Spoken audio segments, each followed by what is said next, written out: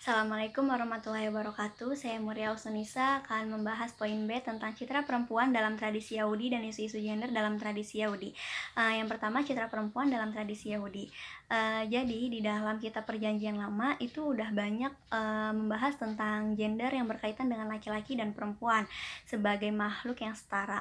Nah, misalnya di dalam kitab Kejadian surat pertama ayat 27 sampai 28 yang berbunyi, maka Allah menciptakan manusia itu menurut gambarnya, menurut gambar Allah diciptakan dia, laki-laki dan perempuan diciptakannya mereka. Allah memberkati mereka, lalu Allah berfirman kepada mereka, beranak cuculah dan bertambah banyak, penuhilah bumi dan taklukkan itu. Berkuasalah atas ikan-ikan di laut dan burung-burung di udara dan atas segala binatang yang merayap di bumi. Nah, jadi kalau misalnya berdasarkan kitab Kejadian tersebut, berarti laki-laki dan perempuan itu mempunyai kedudukan yang sama, tidak ada perbedaan gender. Nah, bahkan laki-laki dan perempuan itu mendapat tugas yang sama untuk memakmurkan bumi dan memenuhi dengan keturunan yang baik dan saling tolong-menolong. Bahkan Tuhan itu menciptakan Adam dari debu dan Hawa diambil dari tulang rusuk kiri Adam. Nah, berarti ini tuh menunjukkan bahwa perempuan itu diciptakan sebagai penolong dan teman kehidupan. Kayak gitu. Jadi antara laki-laki dan perempuan itu mampu berkarya dan bekerja sama dengan baik. Jadi di sini dalam tradisi Yahudi, di satu sisi perempuan itu digambarkan sebagai sosok yang sopan, yang baik, sosok yang kuat, tetapi di satu sisi juga ada bias gender di sini gitu.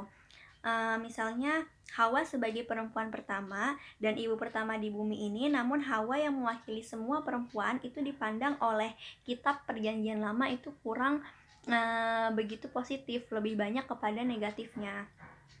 Jadi Hawa sebagai perempuan yang membawa dosa yang menyebabkan Adam terusir dari surga. Itu menurut Perjanjian Lama ya. Nah, persoalan ini semuanya dilimpahkan kesalahannya pada Hawa sebagai penggoda. Bahkan kitab Perjanjian Lama menganggap hal itu sebagai kutukan terhadap Hawa yang telah melanggar perintah Tuhan. Nah, misalnya ini terdapat di dalam kitab Kejadian surat 3 ayat 16 yang berbunyi, lalu kata Tuhan kepada perempuan itu, aku akan menambah kesakitanmu selagi engkau hamil dan pada waktu engkau melahirkan. Tetapi meskipun demikian, engkau masih tetap berahi kepada suamimu, namun engkau akan tunduk kepadanya. Itu berdasarkan kitab Kejadian. Nah, oleh karena itu, seberapa besar negatifnya pandangan kitab Perjanjian Lama itu terhadap perempuan sebagai anak keturunan Hawa gitu. Jadi dianggap sebagai hal yang kurang baik gitu, terutama dalam anak perempuan, kemudian menstruasi, pernikahan, hamil dan melahirkan, perceraian, hak waris, seksualitas, perzinahan, poligami, hijab dan lain sebagainya. Oke, yang kedua ini akan membahas tentang isu-isu gender dalam tradisi Yahudi.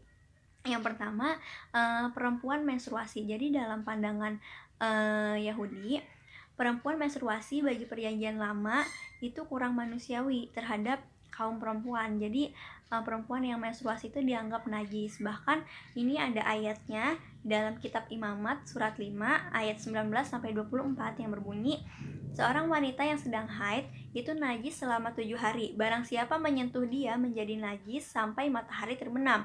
Apa saja yang diduduki atau ditiduri wanita selama masa haidnya itu menjadi najis. Barang siapa menyentuh tempat yang bekas ditiduri atau diduduki wanita yang sedang haid harus mencuci pakaiannya dan mandi, dan ia najis sampai matahari terbenam. Apabila seorang laki-laki bersetubuh dengan wanita yang sedang haid, laki-laki itu juga menjadi najis selama 7 hari, dan setiap tempat tidur yang ditidurinya itu juga menjadi najis. Nah, jadi di sini perempuan yang menstruasi dipandang oleh kitab Perjanjian Lama itu sebagai orang yang najis gitu. Bahkan ketika ada seorang pun yang menyentuhnya misalnya, itu maka ia akan ikut menjadi najis gitu. Nah, kemudian yang kedua, pernikahan. Jadi menurut pandangan Yahudi, ketika seorang perempuan menikah, berarti sudah ada dalam pengawasan suaminya dan istrinya itu sudah menjadi harta milik suaminya.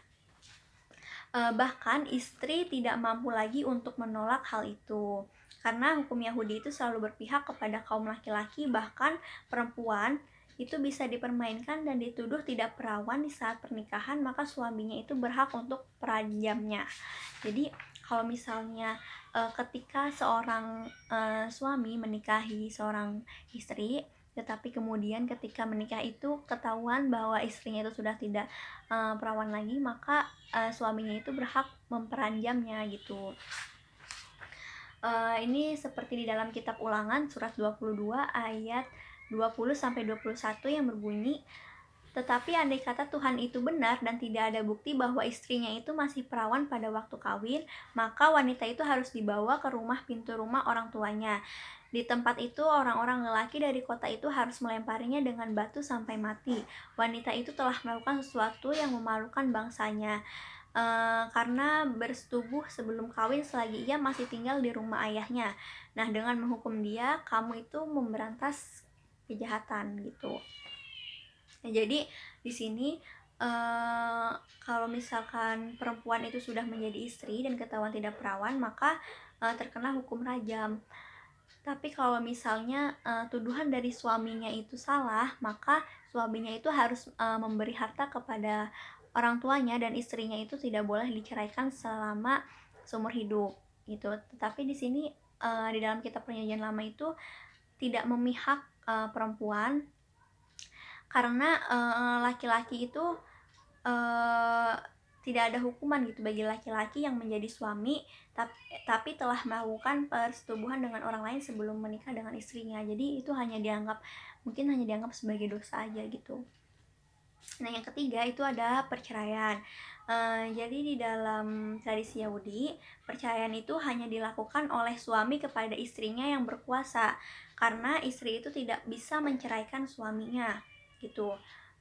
Dan di sini kalau misalnya istri itu sudah menjadi janda dan kawin lagi kemudian dicerai atau ditinggal mati oleh suami yang kedua, maka bekas suami yang pertama mau menikahinya itu dilarang menikahinya karena sudah mencemarkan, penghinaan, dan termasuk dosa kejahatan gitu, karena sudah mencemarkan, terus itu disebut juga penghinaan. Jadi kalau misalnya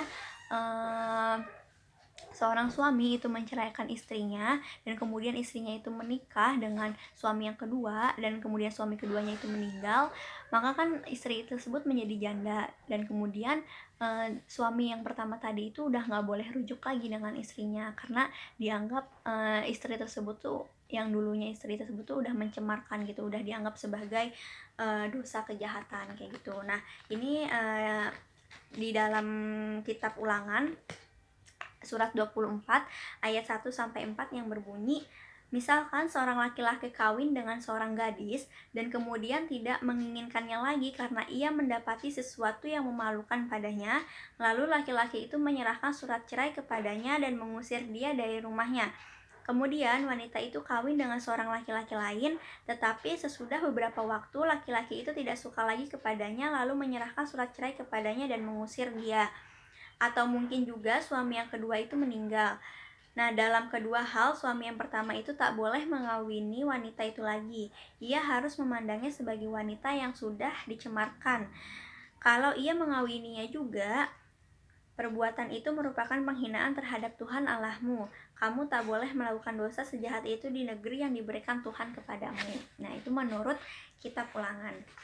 Oke, selanjutnya yang keempat itu hak waris. Jadi di dalam tradisi Yahudi, hak waris bagi perempuan dalam pandangan Yahudi itu tidak ada karena anak perempuan dan istri itu dianggap sebagai bagian dari kekayaan milik orang tua dan suaminya gitu. Nah, ini tuh terdapat di dalam kitab Bilangan surat 27 ayat 8-11 yang berbunyi, katakanlah kepada bangsa Israel bahwa apabila seorang laki-laki mati dan ia tidak mempunyai anak laki-laki, maka tanah pusakanya harus diwariskan kepada anak perempuan.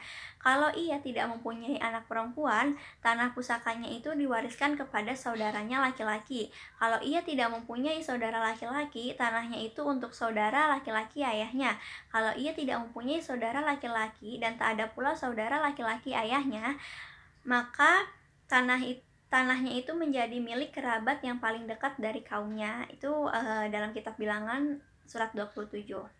Jadi di sini nampak jelas bahwa anak perempuan itu tidak mendapatkan hak waris kalau masih ada saudara laki-lakinya gitu.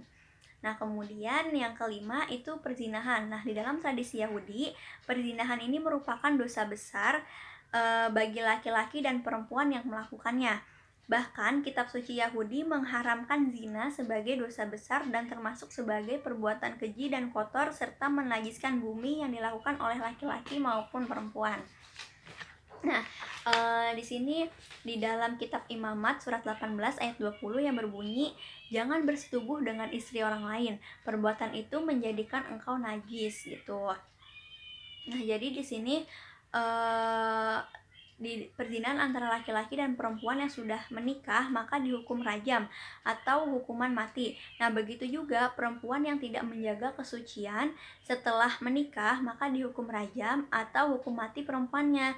Nah, sedangkan seorang lelaki menzinahi perempuan yang telah dipinang maka keduanya dirajam hingga mati. Tetapi sebaliknya, kalau misalnya laki-laki yang sudah menikah atau belum menikah itu menzinahi perempuan yang belum menikah, itu tidak dianggap sebagai penzina, hanya dianggap sebagai kejahatan dan perbuatan keji dan dosa. Nah, ini di dalam kitab Imamat surat 20 ayat 10 sampai 12 yang berbunyi, "Apabila seorang Israel berzina dengan istri orang sebangsanya dan ia dan wanita itu harus dihukum mati." Nah, seorang laki-laki yang bersetubuh dengan salah seorang istri ayahnya, memperkosa hak ayahnya, laki-laki dan wanita itu harus dihukum mati. Mereka mati karena salah mereka sendiri. Apabila seorang laki-laki bersetubuh dengan menantu perempuan, kedua orang itu harus dihukum mati. Mereka telah berzina dan mati karena salah mereka sendiri. Jadi di sini menurut dalam tradisi Yahudi dan pandangan Yahudi,